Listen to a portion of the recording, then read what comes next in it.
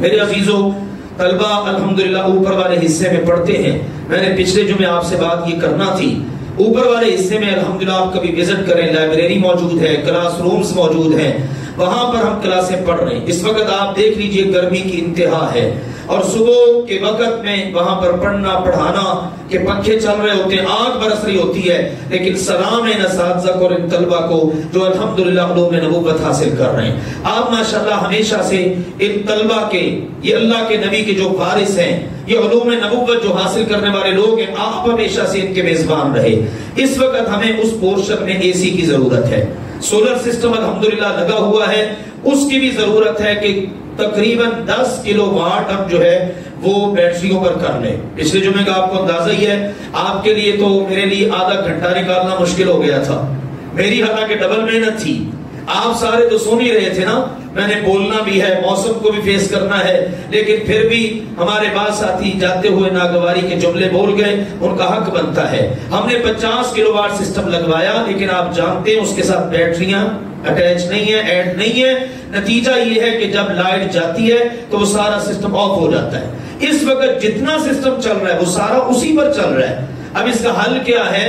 مزید تقریباً 10 کلو what system لگ جائے جس کے ساتھ بیٹریاں ہوں، تاکہ اگر لائٹ چلی بھی جائے تو پنکھے، لائٹیں، یہ چیزیں کم از کم چلتی رہیں.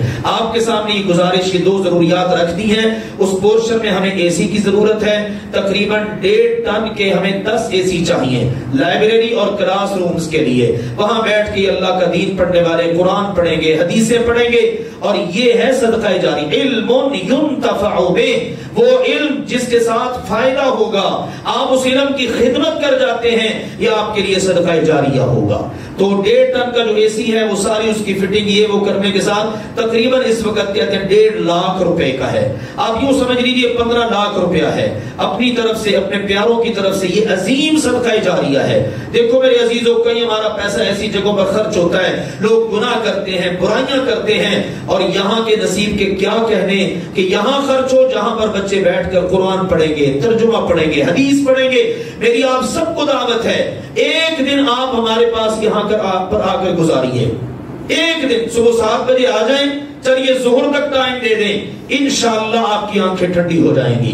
آپ کا دل باغ باغ ہو جائے گا کہ میرے رب نے اس مرکز کو اتنا ان بچوں کے ساتھ، بچیوں کے ساتھ آباد کر دیا ہے. صبح 7 بجتے ہیں بلکہ 6:40 45 پر تلاوت ہوتی ہے، اس سے آغاز ہو جاتا ہے الحمدللہ، اور پھر 2 بجے تک ظہر تک لگاتار ماشاءاللہ قرآن پڑھا جا رہا ہے، حدیث پڑھی جا رہی ہے. آئیے آپ ان کے میزبان بنیے ہمیشہ کی طرح. اللہ آپ کو برکتیں عطا فرمائے.